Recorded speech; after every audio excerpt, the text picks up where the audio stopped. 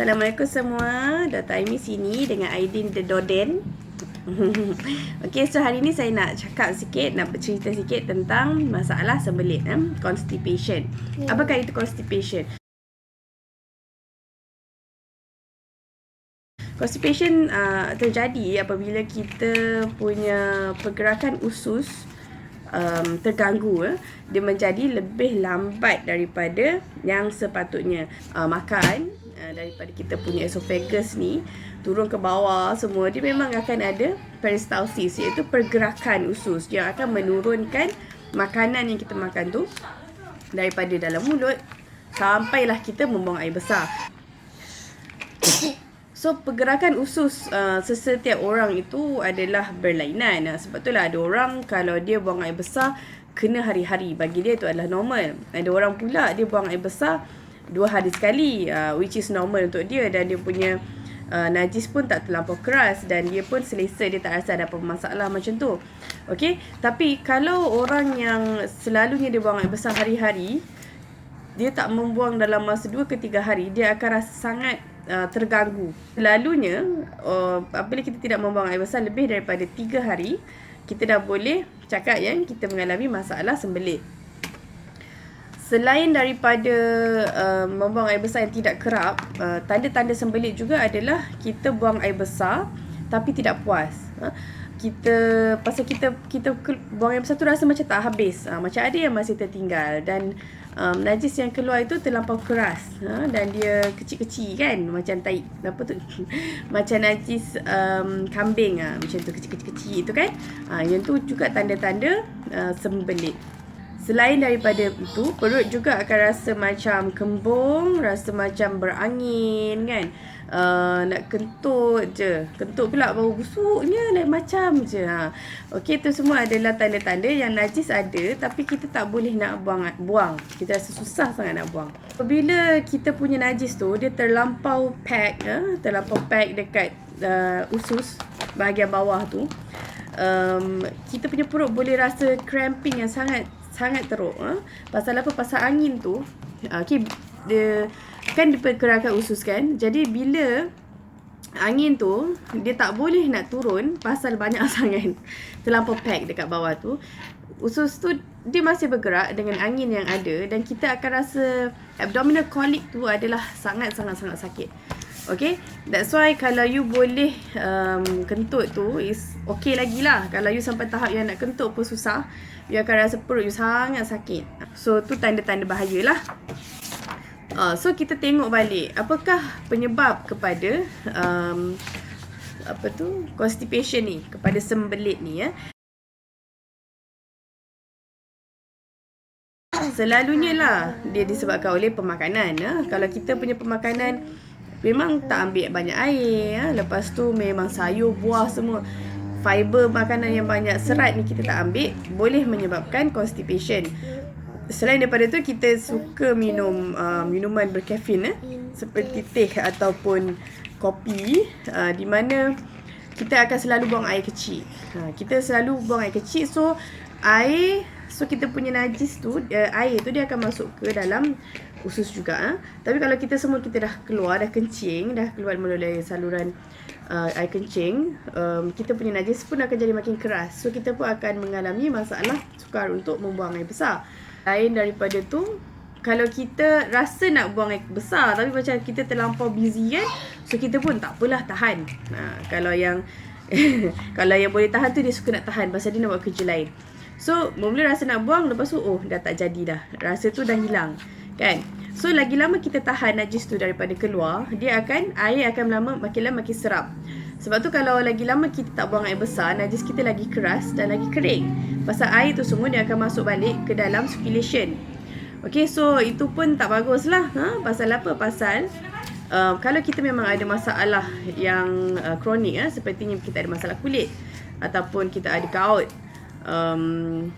any inflammation punya masalah lah. Kalau you tak buang air besar dengan sepatutnya, dan you selalu tahan-tahan buang air besar, sama ada sengaja ataupun tak sengaja, biasanya you punya condition of inflammation tu akan worsening. Pasal apa? Pasal ada toxic, dia akan keluar balik, masuk balik into the circulation. Tu kalau cerita cara senang nak faham lah. Okay. Kalau kita banyak sangat makan makanan yang ternusu, dairy products pun boleh menyebabkan sembelit juga. Stres pun boleh menyebabkan sembelit. Setengah ubat-ubatan yang boleh menyebabkan sembelit, seperti ubat gastrik, ubat diarrhea of course, ubat antidepressant. Okay, ada setengah ubat lah yang apa tu. Lepas tu kalau kita pregnant, kalau kita makan all the supplements yang untuk pregnancy, iron tablet semua tu pun boleh menyebabkan sembelit. Hypothyroidism pun boleh menyebabkan sembelit, dan masalah-masalah yang lain lah. Okay, apa yang nak buat kalau kita mengalami masalah sembelit?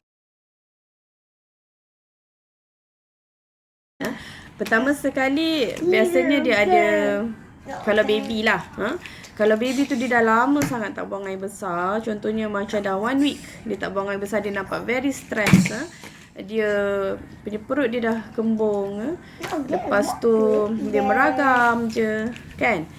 Biasanya kalau baby yang datang dengan keadaan macam tu, saya akan cakap, ibu, kita kena tolong baby ni, kita akan bantu dengan masukkan enema and kasih keluarkan dulu najis dia yang menyebabkan dia stress tu. Okay, pasal selalunya najis dia tu dah terlampau keras, fluid semua dah absorb balik dekat dalam circulation.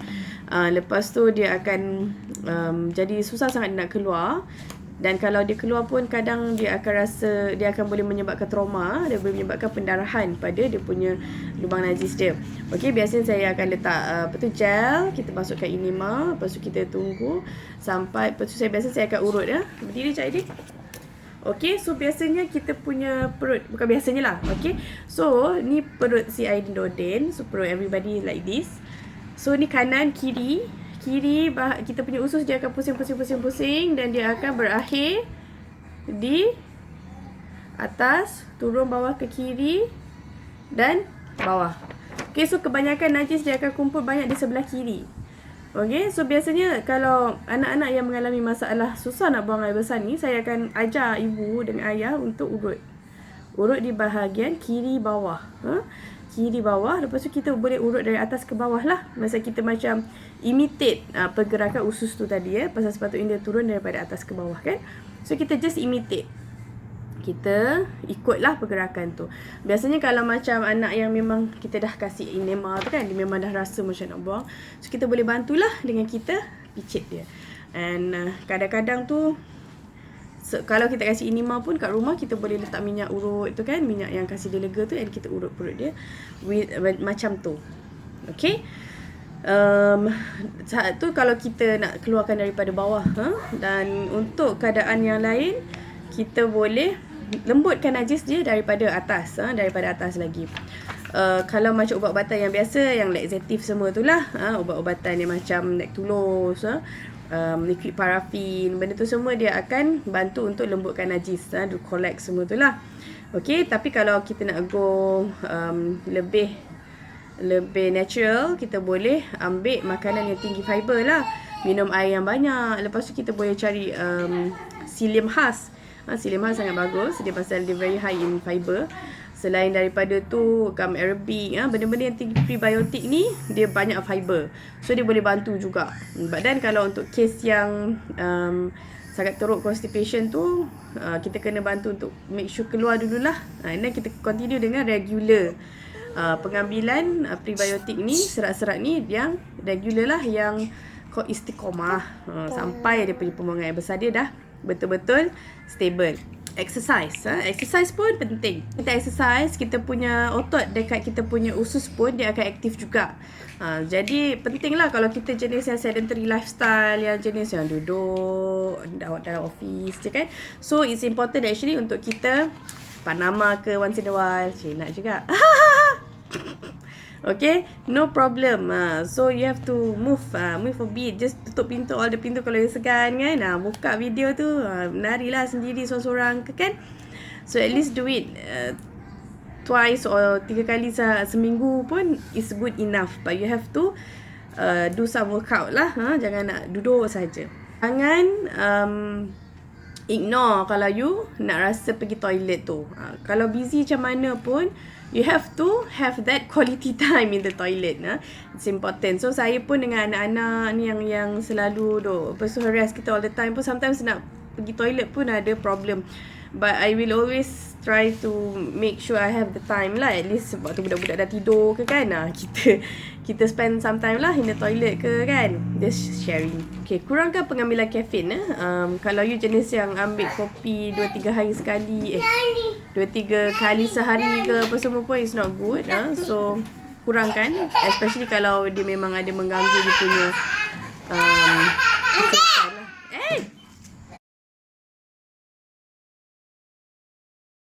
Kalau kita dah lama tak buang air besar, lepas tu kita nak kentut pun tak boleh, perut makin kebesar, lepas tu muntah. Okay, itu semua adalah tanda-tanda yang ada block dekat kita punya usus.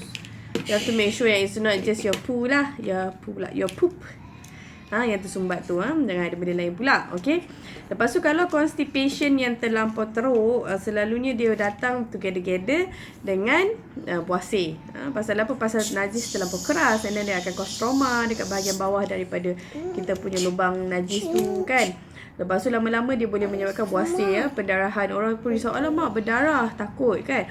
Tapi kalau kita tengok darah dia fresh, merah, usually means to say that memang you ada pendarahan dekat bahagian bawah daripada you punya lubang najis lah. Okay, so kalau macam tu, memanglah you kena make sure you buang air besar after that. Janganlah keras-keras lagi. Okay, so that's it for now from me and Aidin, the Doden. Kalau ada apa-apa boleh tanya, ataupun anyone yang ada anything to add pun boleh tambah dekat bawah komen. Okay, so it's Aimi and Aidin signing off. Bye bye. Bye Aidin, bye. Bye bye bye. See you later, alligator. Dekat. Gitulah anak.